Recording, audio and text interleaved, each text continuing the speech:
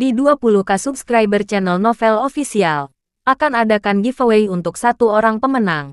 Syaratnya kalian harus subscriber, komen, like, share, supaya kalian bisa terpilih untuk jadi pemenang giveaway. Semoga beruntung bosku. Selamat datang di channel Novel Official. Sebelum kalian mendengarkan novel Raja dari Segala Raja, jangan lupa like, share dan subscribe.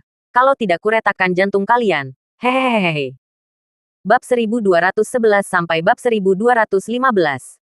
Su Yan tersenyum. Apa? Kamu tertekan olehku? Jika kamu tertekan olehku, lalu kenapa tidak? Aku memberi hadiah pertama untuk selamanya. Omi melihat tubuh Su Yan yang membengkak, dan kulitnya yang kuning tua dan jelas keriput, dan kulit kepalanya mati rasa. Meskipun dia adalah seorang dewi 30 tahun yang lalu, itu sudah 30 tahun yang lalu. Su Yan menjelaskan. Aku tahu kamu tidak benar-benar merasa kasihan padaku, munafik. Tidak. Aku benar-benar ingin kamu menjalani kehidupan yang bahagia. Kalau begitu, apakah kamu berani berkencan denganku? Hahaha. Su Yan, persahabatan murni kita tidak bisa dipusingkan. Ayolah, Su Yan menjelaskan. Sedikit tertekan di dalam. Apakah dia benar-benar sangat buruk sekarang sehingga Omi tidak bisa berbuat apa-apa? Omi menahan atau tidak, namun Su Yan tiba-tiba teringat bahwa sepertinya 30 tahun yang lalu, Omi tidak menyukainya. Jadi berpikir, Su Yan tidak perlu stres. Omi mirip dengan Su Yan tidak lama sebelum seorang pelayan datang untuk memanggil Omi. Senior Tang, Senior Liona meminta saya untuk memberitahu Anda bahwa seorang wanita bernama Song Yuer ada di sini. Song Yuer, Omi terkejut. Jadi dia berkata kenapa dia tidak datang. Tetapi dia tidak mengira dia akan datang. Su Yan. Aku tidak mau berbicara denganmu lagi. Baiklah. Aku juga akan pergi bersamamu untuk bertemu Song Yuer. Aku pernah mendengar bahwa dia sedang mengalami perubahan drastis sekarang. Jadi, kamu juga tahu tentang itu. Omi tiba di salah satu aula utama istana. Di mana Song Yuer? Omi bertanya. Tidak ada Song Yuer yang terlihat di aula utama. Hanya Liona dan Simran yang ada di sana. Simran berkata, Liu Yue mengajaknya jalan-jalan. Liu Yue, ya, tahukah kamu? Liu Yue dulu sangat menyukai Song Yuer Tapi sekarang Liu Yue telah menjadi leluhur yang kuat dan Song Yuer telah bangkit. Liu Yue sepertinya memiliki ide Aduh, Omi tersenyum. Omi ingat bahwa beberapa dekade yang lalu di kota Linjiang, Liu Yue baru saja memenangkan gelar bakat kekaisaran. Keluarga Song Yuer ingin Liu Yue menikah dengan Song Yuer sehingga keluarga mereka dapat kembali ke inti keluarga. Akibatnya, Liu Yue menolak. Karena pada saat itu, Song Yuer masih seorang seniman bela diri yang tidak terlalu baik, sementara Liu Yue adalah bakat terdekat. Perbedaannya terlalu besar. Tanpa diduga, sekarang Liu Yue telah melihat kebangkitan Song Yuer. Dia berpikir untuk mengejar Song Yuer lagi. Namun, Omi tidak akan mengatakan apa-apa tentang kekuatan Liu Yue atau semacamnya. Lagi pula, Liu Yue adalah saudaranya. Jadi tentu saja, dia berharap Liu Yue benar-benar bisa mendapatkan kembali Song Yuer. Di jalan kecil di dalam istana, Liu Yue membawa Song Yuer dalam tur ke Taman Kekaisaran. Song Yuer mengenakan kemeja kotak-kotak hijau muda, tubuhnya kasar dan cacat. Masih seperti tubuh yang membuat orang bernafsu sekilas ketika dia berada di SMA Baiyun 30 tahun yang lalu. Hanya saja, yang berbeda adalah Song Yuer mengenakan topeng emas di wajahnya. Topeng ini tidak menutupi seluruh wajahnya. Itu menutupi di atas tengah hidungnya. Hanya menyisakan dua mata. Tidak ada topeng di bawah tengah hidungnya. Anda bisa melihat permintaan yang berwarna cerah. Dan dari kulit di wajahnya yang tidak tertutup, dia tampak sama sekali sama seperti ketika dia masih di sekolah menengah. Termasuk sosoknya. Tidak heran Liu Yue begitu positif saat ini. Menelan air liur setiap saat. Yuer, kenapa kamu tidak melepas topengmu? Kata Liu Yue. Kenapa aku harus melepasnya? Song Yuer berkata dengan dingin. Liu Yue merasa sedikit malu. Kepribadian Song Yuer tampaknya sangat berbeda dari gadis sekolah menengah yang dia ingat. Apakah kamu masih muak denganku? Liu Yue bertanya. Oh, kamu hanya salah satu pengawalku saat itu. Aku sangat membencimu sehingga membingungkan. Kamu terlalu menyarankan. Liu Yue. Kamu mengundangku jalan-jalan. Tapi hanya demi kesetiaanmu yang berbaring saat itu. Aku akan pergi. Sungguh orang yang setia dan berbakti. Tidak menganggap kamu meremehkanku. Aku adalah alam leluhur yang kuat sekarang. Tidak peduli bagaimana alam leluhur, kamu masih hanya seekor anjing Omi. Anda, Liu Yue meledak marah. Song Yuer benar-benar mengucapkan kata-kata seperti itu. Yuer, itu terlalu berlebihan untuk dikatakan. Omi dan aku adalah teman. Teman baik. C. Tipikalnya berlutut pada waktu yang lama. Tidak tahu kamu masih bisa berdiri. Kamu. Lupakan saja. Aku tidak peduli untuk membicarakan topik ini padamu. Bagaimanapun. Yuer. Di masa depan. Jika kamu tidak mengerti apa-apa, kamu bisa datang dan bertanya kepadaku. Namun aku juga adalah leluhur yang kuat. Aku bisa membimbingmu untuk mencapai alam leluhur lebih cepat, Liu Yue berkata dengan ramah. Song Yuer. Namun, mencibir. Liu Yue dengan depresi berkata, apa yang kamu cibir? Apakah aku mengatakan sesuatu yang salah? Liu Yue. Lupakan kamu. Aku bersumpah. Suatu hari nanti. Bahkan Omi akan ingin aku membimbingnya. Dan kamu. Ya, pergi ke neraka. Kamu. Beraninya kamu berbicara denganku seperti itu. Song Yuer melirik Liu Yue dengan jijik. Lalu dengan cepat pergi. Liu Yue menatap punggung Song Yuer. Meskipun itu sangat menarik, tetapi tiba-tiba rasanya ini adalah mawar berduri. Song Yuer bukan lagi Song Yuer yang sama. Dan aku tidak tahu apa yang telah dia lalui. Mengapa dia bahkan tidak peduli dengan Omi. Di masa depan dia masih ingin melampaui Omi. Orang normal tidak akan mengatakan itu. Karena Omi terlalu sulit untuk dilampaui. Tidak lama setelah Omi duduk di aula utama, Song Yuer masuk. Begitu Omi melihat Song Yuer, dia langsung mengenalinya karena dia sebenarnya tidak berubah sedikit pun kecuali setengah topeng di wajahnya. Haha, Song Yuer, Omi berjalan dengan senyum lebar, ingin menjabat tangan Song Yuer. Lagi pula, itu adalah seseorang yang telah berduka dengan banyak orang saat itu. Dan sekarang mereka bertemu lagi, Omi sedikit bersemangat. Namun, Song Yuer mundur dan menatap Omi dengan mengulanginya yang dalam. Omi tampak agak malu. Song Yuer berkata, Omi, lama tidak bertemu. Ya, sudah lama sekali. Song Yuer, kamu tampaknya telah banyak berubah. Berpikir kamu sudah cukup tua untuk mulai menari persegi. Atau di rumah dengan cucu-cucumu. Tetapi kamu masih sangat muda. Dan tampaknya memiliki temperamen yang berbeda. Ujar Omi. Hehe, Song Yuer membentak sedikit. Matanya memiliki keyakinan bahwa bahkan Omi pun bisa melampauinya. Alis Omi berkerut. Pertemuan aneh macam apa yang diperoleh Song Yuer. Dan mengapa dia mencapai puncak kesempurnaan agung alam persatuan. Song Yuer, apa yang sebenarnya terjadi padamu? Bisakah kita tertidur? Song Yuer berkata, tidak ada yang perlu dikatakan. Yoho, kamu sebenarnya sudah menjadi sombong. Song Yuer, aku bersyukur kamu datang ke pernikahanku. Tapi kamu hanya alam persatuan di depanku. Dan kamu belum memiliki modal untuk menjadi sombong di depanku. Mungkin Anda merasa bahwa Anda telah melawan biji-bijian. Luar biasa. Dan mengagumi diri sendiri, sehingga Anda menjadi sombong dan tak terbendung. Sayangnya, kamu masih seekor semut di depanku, Omi, hari ini. Omi berkata dengan agak sedih, karena penampilan Song Yuer membuatnya tidak bahagia. Apa puncak dari kesempurnaan agung alam persatuan? Kesempurnaan leluhur Omi bahkan belum berbicara. Song Yuer berkata, Omi, suatu hari, kamu akan menundukkan kepalamu di depanku. Aku berjanji. Hahaha. Apa sih yang membuatmu dirangsang untuk begitu percaya diri? Baiklah. Aku di sini hari ini. Demi pernah menjadi alumni. Untuk mengirimimu keinginan pernikahan baru yang bahagia. Tidak ada yang lain. Omi, selamat tinggal. Tidak. Tidak pernah lagi. Song Yuer segera terbang. Begitu cepat sehingga dia berada di langit dalam sekejap mata. Jangan pergi. Omi mengejarnya. Kecepatan Song Yuer begitu cepat sehingga Omi benar-benar mengejarnya dengan susah payah. Dan hanya setelah terbang jauh dari kota Wangjing barulah Omi berhenti. Sial, kamu memiliki alam persatuan. Kenapa kamu begitu cepat? Omi tidak percaya. Omi, untuk apa kau mengejarku? Mungkin Anda masih ingin mengundang saya untuk minum anggur pernikahan Anda. Tapi sayangnya, saya tidak tertarik. Omi berkata, Song Yuer, untuk apa kamu mencalonkan diri? Kamu gila ah. Aku belum melihatmu selama beberapa dekade dan kamu tidak datang padaku. Dan ketika kamu bertemu denganku, kamu masih terlihat seperti kamu tidak bisa berkata-kata. Sepertinya aku, Omi, belum menyentuh perasaanmu. Aku bisa mengerti kamu membenci Liu Yue. Lagi pula, dia pernah meminta ayahmu untuk menikah. Tetapi aku dan Anda, apakah kita memiliki dendam? Tidak, lalu apa maksudmu? Wajah Song Yuer sedikit tenang dan berkata, tidak ada gunanya. Saat itu kamu meremehkanku. Sekarang aku meremehkanmu. Itu saja. Aku poh.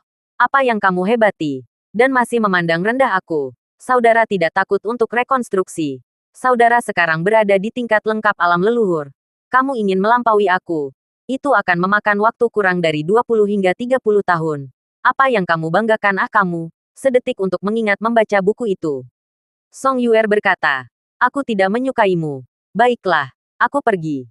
Dari mana kamu berjalan menjauh? Berhenti. Song Yuer memadukan. Kamu dan aku. Kita tidak berpapasan. Song Yuer. Aku melihat bahwa tidak mudah bagimu untuk berada sejauh ini. Jadi bergaullah denganku mulai sekarang. Haha. Itu lucu. Apa maksudmu? Apakah lucu jika kamu bergaul denganku? Apakah kamu tidak melihat Liu Yue dan yang lainnya? Mereka yang bergaul denganku semuanya adalah klan sekarang. Dan aku jamin kamu pasti bisa menjadi master klan di masa depan. Omi. Kamu pikir kamu satu-satunya yang punya teman. Saya tidak akan berbohong. Saya juga melakukannya. Dan Anda tahu dengan siapa saya bergaul. Haruskah aku membawamu bertemu dan mengenal saudara-saudaraku? Saudara-saudaraku. Mereka ada di persahabatan. Jika kamu tertarik, ikutlah denganku. Song Yuer terbang menjauh. Omi berpikir dan mengikutinya. Setelah terbang selama 10 menit ke tempat yang tidak dikenalnya, Song Yuer mendarat di atap sebuah hotel dan terbang ke lantai tertentu. Saudari Rain, kamu kembali. Sister Rain, kamu benar-benar tidak ingin minum anggur pernikahan Omi. Beberapa orang berteriak pada Song Yuer. Seolah-olah Omi adalah bosnya. Omi terbang masuk melalui jendela dan melihat 9 orang. Baik pria maupun wanita. Salah satu wanita menunjuk ke arah Omi dan berkata, Sister Rain, siapa dia? Song Yuer tidak menjawab, tetapi melihat ke arah Omi dan berkata, Omi, ke-9 dari mereka adalah saudara kandungku. Dan masing-masing dari mereka, saat ini, berada di tahap atas akhir alam persatuan. Dan mereka baru berusia antara 30 dan 40 tahun. Baiklah, Omi tidak percaya bahwa Song Yuer juga pemimpin tim kecil. Perubahan identitas ini sangat berbeda dari sebelumnya. Omi, apa yang memperkuat aku bisa meninggalkan saudara laki-laki dan perempuanku dan bergaul denganmu? Selain itu, kurasa aku tidak akan lebih baik bergaul denganmu. Yah, Song Yuer, akulah yang meremehkanmu. Sepertinya kamu benar-benar telah banyak berubah. Sekelompok teman Song Yuer sangat terkejut melihat bahwa itu adalah Omi yang terkenal. Omi berkata, baiklah, karena itu masalahnya. Aku tidak akan mengganggumu. Aku tetap harus kembali untuk bisnis. Tidak ada tatapanan. Ketika kamu punya waktu di masa depan, kamu bisa membawa saudara-saudarimu dan menemuiku di kota Wangjing. Ujar Omi. Song Yuer bertekad dan berkata, tidak perlu. Tidak ada kesempatan. Song Yuer, jangan katakan sesuatu yang begitu putus asa. Selamat tinggal. Omi terbang menjauh. Setelah Omi pergi, seorang wanita berkata, Sister Rain, kamu sepertinya tidak memiliki nada yang sangat baik terhadap Omi. Kenapa? Omi dikenal sebagai orang yang kuat.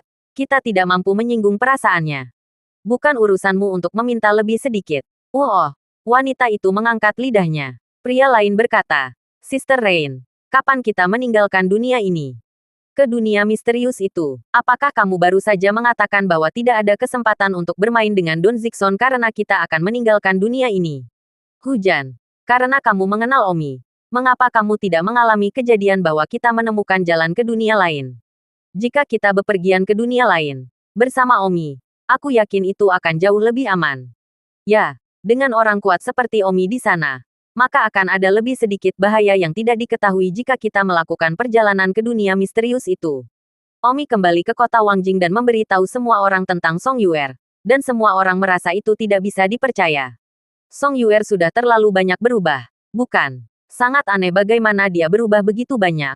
Bukan. Petualangan seperti apa yang dia dapatkan. Dan dia memiliki banyak saudara kandungnya sendiri sekarang. Dan dia sebenarnya adalah kakak perempuannya. Pada saat ini, Liu Yue sangat tertekan karena Liu Yue telah jatuh cinta pada Song Yuer lagi. Dan telah merencanakan untuk menelusuri kembali langkahnya dan berpikir dia memiliki peluang bagus. Tetapi sayangnya, dia tidak sama saat ini. Omi berkata, jika aku tidak salah, Song Yuer pasti telah mendapatkan semacam harta karun. Omong kosong. Bagaimana lagi dia bisa menusuknya kembali? Semua orang menatap kosong pada Omi. Omi tersenyum. Apakah kalian semua memperhatikan bahwa Song Yuer mengenakan setengah topeng? Ya, kenapa dia memakai topeng setengah? Aku menyuruhnya melepasnya. Tapi dia bahkan tidak melepasnya, kata Liu Yue. Omi berkata, apakah kalian ingin tahu kenapa? Karena tempat Song Yuer yang ditutupi topeng telah rusak. Bagaimana kamu tahu? Itu tersembunyi. Dan di mana wajahnya ditutupi dengan topeng. Kamu sudah bisa melihat tulangnya. Ah, rasa dingin menjalar ke tulang belakang semua orang. Tidak, iya. Jika Song Yuer melepas setengah dari topeng itu, aku khawatir apa yang dilihatnya. Setengah dari tengkorak dan wajah tulang. Tapi, di mana dia tidak menutupinya, kulitnya masih baik-baik saja. Itulah sebabnya tempat-tempat yang dia tutupi bahkan lebih menakutkan. Tuhan tahu apa yang telah dia lalui. Dia memiliki kesuksesan pengkhianatan seperti itu. Dia pasti sangat menderita beberapa dekade terakhir ini. Aku ingin berteman dengannya. Tapi sayangnya, kepribadiannya sepertinya telah dipelintir dan dia sama sekali tidak ingin dekat denganku. Aduh, betapa menyedihkannya. Lupakan saja. Abaikan dia untuk saat ini. Kita akan selalu bertemu lagi di masa depan. Dalam sekejap mata, hari berikutnya tiba. Itu adalah hari pernikahan besar Omi dengan adik kecilnya Qin Ren. Sebelum fajar, Omi bangun. Qianji, kamu baik-baik saja sekarang. Aku akan menikah hari ini. Omi mendekat pada dirinya sendiri. Meskipun Omi menikahi adik perempuan sebagai istri pertamanya, hal itu tidak akan mempengaruhi posisi Mu Qianji di hati Omi. Dan mungkin, Mu Qianji tidak peduli dengan nama palsu seperti itu. Sekitar pukul 10 pagi, di istana termewah istana kota Wangjing, Omi mengadakan upacara ibadah di hadapan semua orang. Pertama membungkuk ke langit dan bumi. Pemujaan kedua ke aula tinggi. Aula tinggi adalah istri guru Omi. Ya, hanya istri guru. Karena Omi dan adiknya yang sama-sama dibesarkan oleh tuan dan istri guru mereka. Suami dan istri memberi hormat. Kirim mereka ke kamar pengantin. Omi tersenyum meraih tangan adiknya dan memasuki kamar pengantin untuk pergi. Dan Wang Xing dan yang lainnya segera mulai membuat masalah di malam hari. Setelah Omi mengirim adiknya ke kamar pengantin, Mak Comblang itu mengusirnya karena dia harus menunggu sampai pesta malam selesai sebelum Omi bisa memasuki kamar pengantin lagi. Tetapi adik perempuan itu, namun, harus duduk di tempat tidur yang ditutupi dengan jilbab dan menunggu sampai malam ketika Omi membuka jilbabnya sebelum dia bisa bangun. Apa yang terjadi setelah itu adalah pesta, yang berlangsung hingga malam hari. Pada hari ini, Omi minum banyak dan banyak anggur. Seharusnya yang paling banyak dia minum dalam hidupnya. Tidak hanya dia, tetapi semua saudara laki-laki dan perempuan Omi. Semuanya minum banyak dan banyak anggur. Saat malam tiba, Omi menentukan ke kamar pengantin. Adik perempuan, aku di sini. Hehehe, kata Omi dengan segumpal penuh anggur. Berjalan ke tempat tidur. Adik perempuan sedang duduk di tepi tempat tidur dengan penutup merah di kepalanya yang biasa. Omi mendekatinya dan mengangkat penutupnya. Adik perempuan menatap Omi dengan wajah malu-malu. Omi tersenyum dan berkata, "Nona, kamu sangat cantik hari ini." Adik perempuan dengan gugup hem. Rasa malunya yang tak terbatas menjadikannya semakin menjadi momen yang menakjubkan. Omi menerkamnya dan membuat adik perempuan agregat. Adik perempuan mencium bau anggur yang kuat di tubuh Omi. Dan sibuk berkata, "Suamiku, kamu harus minum secangkir teh pelepas anggur dulu." Omi mendengar adik perempuan menyebut dirinya suami. Seolah-olah hubungan antara satu sama lain segera membaik dari saat ini. Sibuk tertawa, bagus, bagus. Adalah untuk menghilangkan alkohol. Jika tidak suami besok, tidak tahu betapa kacaunya. Di kamar pengantin, hehehe. Omi suatu tempat berdiri. Adik perempuan sibuk menyerahkan teh penghilang anggur ke Omi. Dan pada saat yang sama, menamparkan telapak tangan di punggung Omi. Memaksa anggur keluar dari Omi. Omi sangat sadar. Dia benar-benar banyak mabuk hari ini. Suamiku, air panas baru saja disiapkan untukmu. Jadi mandilah selagi panas. Adik perempuan, Omi berbalik dan meraih tangan adik perempuan. Matanya menatap dengan penuh semangat. Mulai sekarang, dia adalah istri Mak Comblangnya. Meskipun Omi dulu berpikir bahwa upacara pernikahan itu tidak perlu dan tidak berarti. Tetapi sekarang dia menyadari bahwa itu benar-benar perlu. Karena itu mewakili makna yang tak tergantikan. Yah, masih memanggilku adik kecil, Qin Ren Yi menyembur. Omi tersenyum. Nyonya, suami, Nimfo, baiklah. Mandilah. Omi tersenyum. Aku ingin istriku membuka pakaianku. Ah, ini, apa? Istriku tidak mau ah. Kita harus mandi pengantin nanti oh. Aduh, Qin Ren tersipu. Perlahan membuka pakaian Omi. Dan akhirnya Omi beringsut keluar. Memperlihatkan tubuh yang kuat. Qin Rei tersipu. Tidak berani membuka matanya. Omi menarik tangan Qin Ren. Dan saat berikutnya, Qin Ren merasakan tangannya menyentuh sesuatu dan mundur seperti sengatan listrik. Marah, kamu sangat buruk, suamiku. Qin Rei melarikan diri kembali ke tempat tidur dengan panik. Hahaha. Omi tertawa keras dan mulai mandi. Saat ini di halaman tertentu, Su Meiqian, Simran, Liona, Samira, dan yang lainnya sedang duduk bersama. menyaksikan bulan lahir di langit. Su Mei Qian berkata, malam ini adalah malam pernikahan Omi dan saudara perempuannya. Orang ini, dia pasti sangat gembira. Simran berkata, Qin Ren adalah kekasih masa kecilnya. Dia mulai menjadi istrinya hari ini. Dia akhirnya mendapatkan keinginannya. Ya. Mari kita berharap itu bukan hanya orang baru yang tertawa dan orang tua menangis. Kalian terlalu banyak berpikir. Su Chen tidak seperti itu. Di kamar pengantin Omi, tiba-tiba, seluruh rumah menjadi gelap dan lilin-lilin ditiup. Dalam kegelapan, terdengar suara Omi. Aku pergi. Mengapa kamu meniup lilin? Suamiku, apakah kamu tidak akan meledakkannya? Ini sangat canggung. Tidak bisa berkata-kata. Omi mempertimbangkan adik perempuannya. Jadi dia tidak menyalakan kembali lilinnya. Biarkan kegelapan menjadi gelap. Tidak ada kata-kata untuk malam itu. Keesokan harinya, begitu Omi membuka matanya, dia melihat bahwa adik perempuan sedang duduk di tempat tidur, menatap Omi dengan wajah bahagia.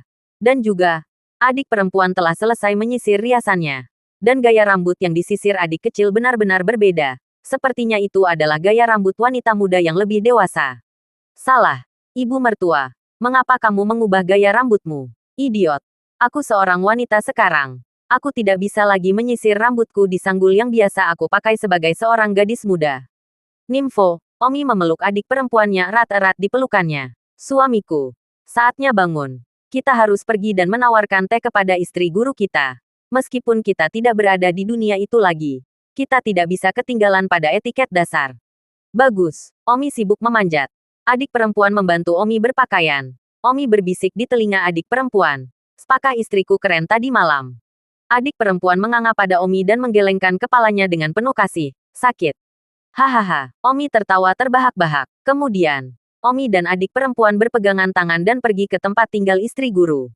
Istri guru telah menunggu lama. Begitu Omi dan adik perempuan masuk, istri guru melihat langsung gaya rambut adik perempuan hari ini dan tersenyum sedikit. Sementara adik perempuan tampak malu dan menundukkan kepalanya. Wajahnya memerah, seolah-olah hal yang memalukan tadi malam telah membuat istri guru melihatnya.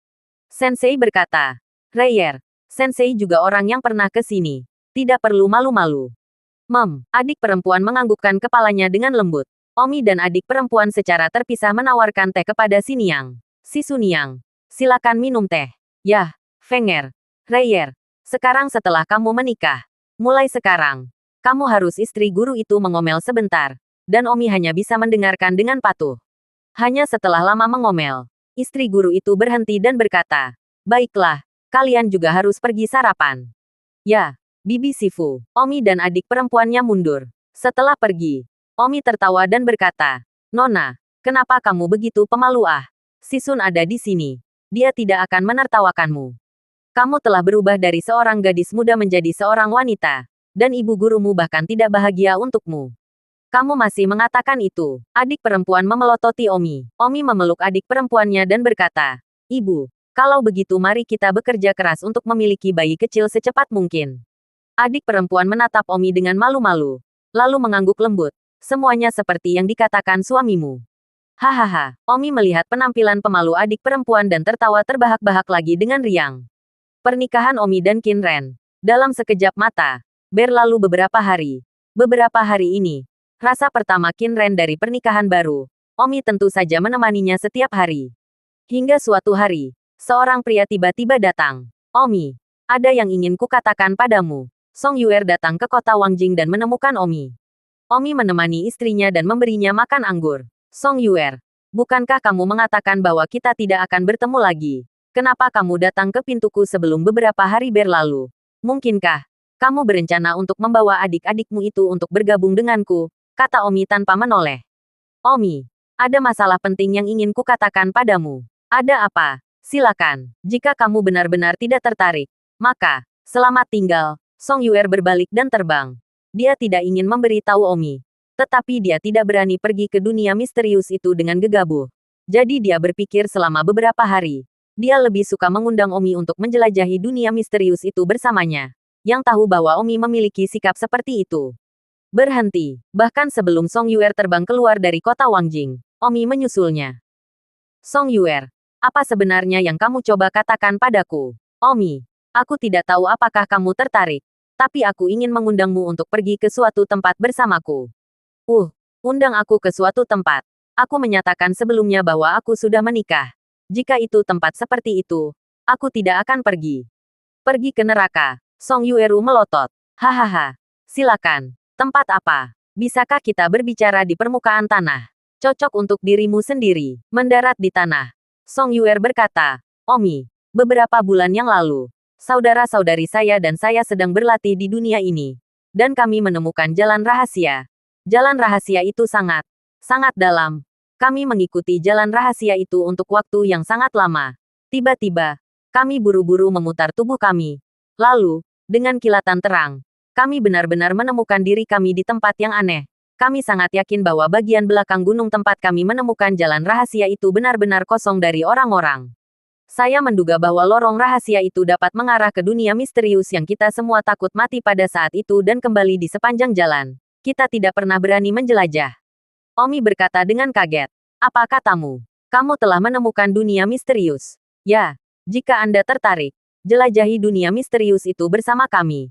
Saya melakukan ini untuk keselamatan saya dan saudara-saudara saya. Satu orang lagi demi keselamatan. Namun, pada saat ini, Omi tercengang. Lorong yang belum ditemukan selama lebih dari 1 dekade sebenarnya telah ditemukan oleh Song Yuer dan yang lainnya. Di mana lorong itu? Saya tidak tahu di mana tepatnya. Tapi bagaimanapun, di hutan yang sangat primitif, tak tersentuh, dan tersembunyi, saya khawatir saya adalah orang pertama di dunia yang menemukannya. Hahaha. Bagus, bagus, Omi berteriak kegirangan. Alis Song Yuer berkerut.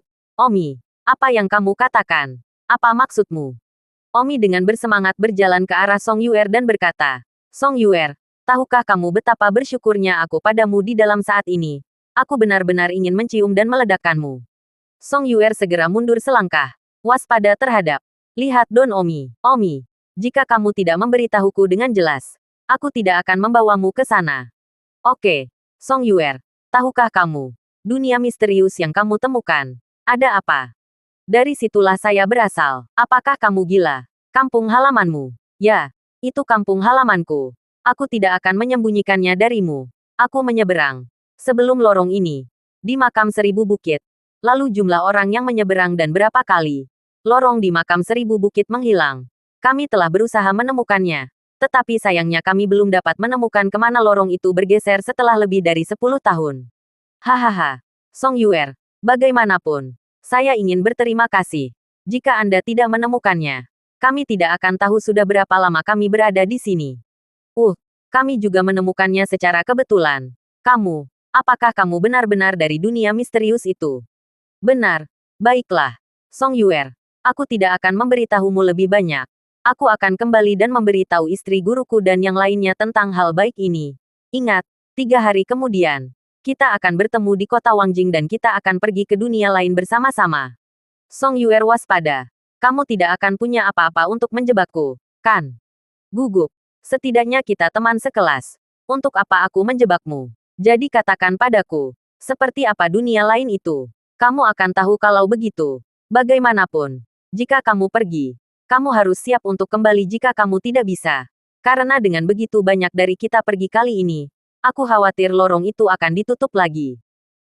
Omi terbang kembali ke istana. Si Sunyang, Si Sunyang, Si Sunyang. Omi dengan senang hati bergegas ke kediaman istri gurunya. Fenger, kenapa kamu begitu gegabah? Ada apa? Si Sunyang. Kabar baik. Lorong itu telah ditemukan. Apa? Istri guru itu berdiri dengan keributan. Sensei, kita bisa kembali. Teman sekelas SMA aku menemukannya secara tidak sengaja. Ya Tuhan, sungguh istri guru itu menangis kegirangan. Omi segera mengumpulkan semua orang. Semuanya. Aku memanggilmu ke sini hari ini untuk mengatakan sesuatu yang penting. Jalan ke dunia lain telah ditemukan. Song Yuer menemukannya secara kebetulan. Dia awalnya ingin mengundangku untuk menjelajahi dunia misterius bersamanya. Hahaha, sungguh treadmill. Omi mengumumkan kepada semua orang. Saudara-saudara dan guru-guru Omi menangis kegirangan. Tetapi teman-teman Omi itu tidak banyak bereaksi.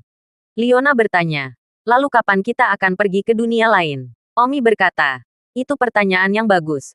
Dan aku menyuruh Song Yuer untuk bertemu di sini lusa. Namun, saat ini ada masalah besar yang perlu diselesaikan. Masalah apa? Sekarang kita semua telah menetapkan bahwa perjalanan melalui 2 dunia terbatas pada sejumlah orang. Dan begitu mencapai sejumlah orang, bagian itu ditutup. Jadi, kali ini kita kembali. Kita harus siap untuk tidak bisa kembali. Ah, bagaimana dengan ayahku? Leona sibuk berkata. Ya, masalah ini perlu diselesaikan. Jika kita tidak bisa kembali, bagaimana dengan orang yang kamu cintai di dunia ini? Wang Xing mengangguk dan berkata, ya, kalian kembali ke rumah.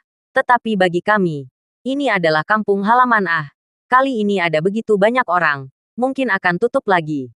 Kakak tertua Omi berkata, semuanya, kalian semua telah mencapai alam leluhur. Jika kalian ingin berkembang lebih jauh, kalian harus melakukan perjalanan ke dunia lain. Selain itu, ketika Master Angin saya kembali ke dunia kita, dia berencana untuk mendirikan klannya sendiri, dan telah memilih alamatnya. Jadi mengapa Anda tidak melakukannya dengan cara ini? Anda membawa semua anggota keluarga Anda, bersama-sama, dan tidak pernah kembali. Kita harus memikirkan hal ini. Dan juga mendiskusikannya dengan orang tua kita. Bagaimanapun juga ini bukan masalah kecil. Omi mengangguk kepada semua orang dan berkata, kalau begitu, Wang Xing, Mei Qian, Liu Yue, Suaner, Sueyun, Sangguan Zuo, Xiao Meng, kalian semua, diskusikan dengan kerabatmu jika kamu ingin ikut denganku. Bahkan jika kami membawa seluruh keluargamu bersama kami. Nawa seluruh keluarga bersamamu. Iya, bagus. Semua orang mengangguk dan mereka semua pergi mencari klan masing-masing. Omi menghela nafas. Api kecil dan hitam kecil. Kemana kedua orang ini pergi bermain? Kita telah keluar dari batu memori selama lebih dari setengah tahun. Apakah mereka belum mendengar berita tentang kembalinya kita? Jika kita tidak kembali, kita akan menuju ke dunia lain. Su Chen, bagaimana jika mereka tidak pernah kembali? Ketika kita memasuki batu memori, mereka berdua bukan manusia yang tidak dapat masuk.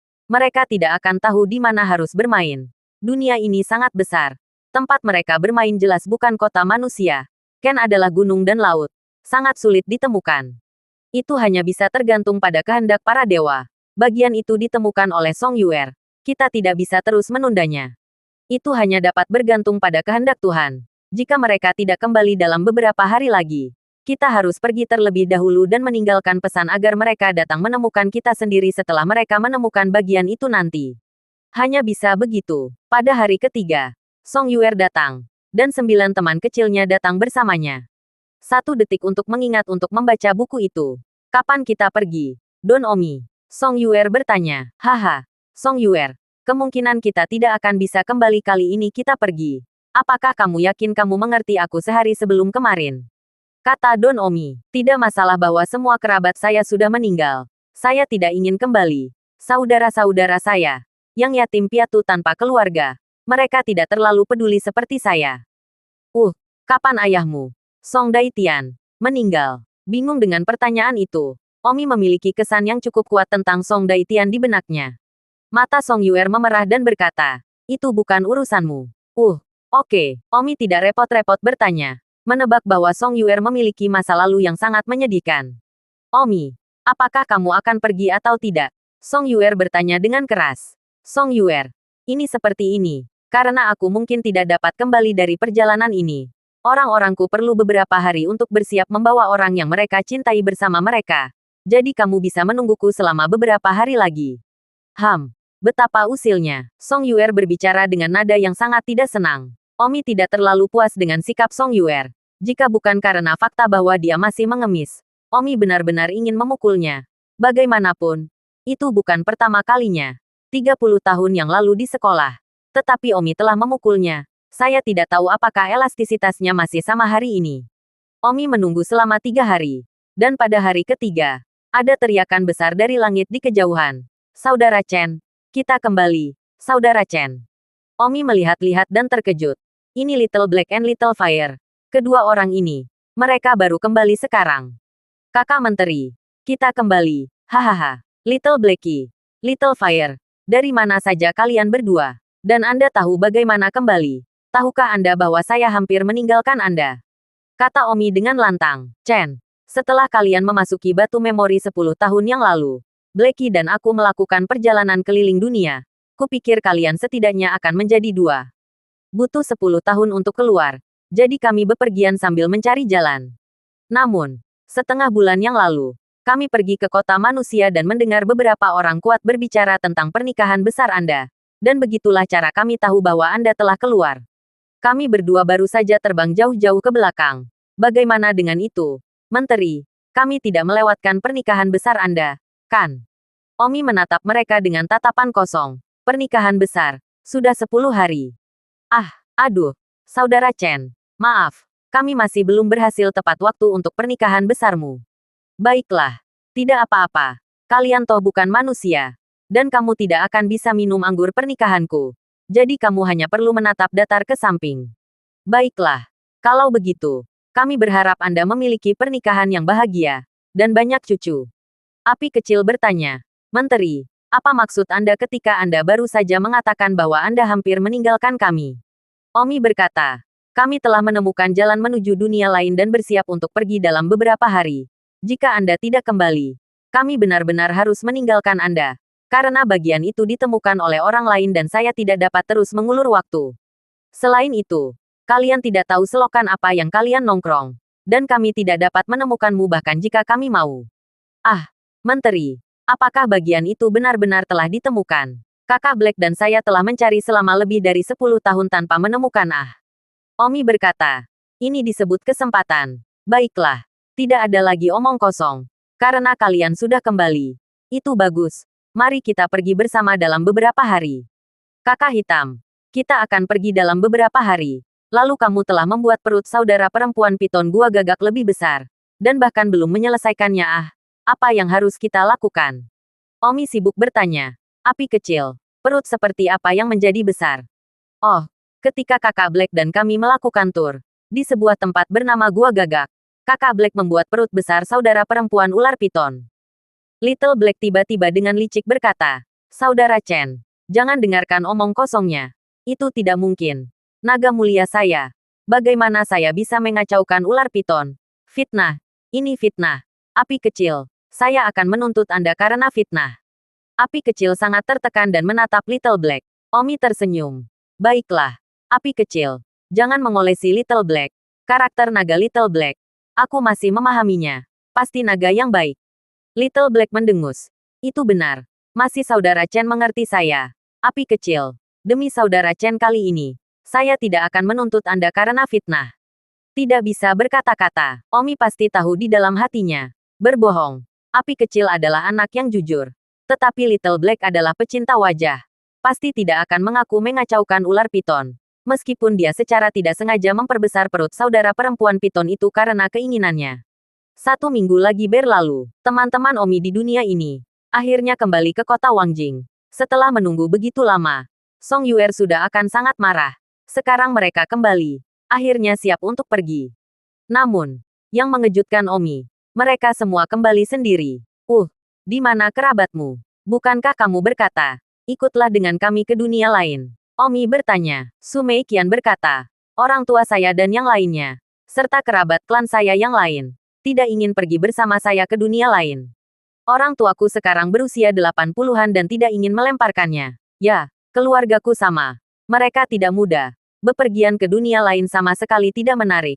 Orang tua suka kembali ke akarnya. Dan begitu mereka mendengar bahwa mereka mungkin tidak akan pernah kembali, mereka bertekad untuk tidak pergi. Kata Wang Xing. Terima kasih sudah mendengarkan novel cerita Raja dari Segala Raja. Sampai jumpa di novel selanjutnya.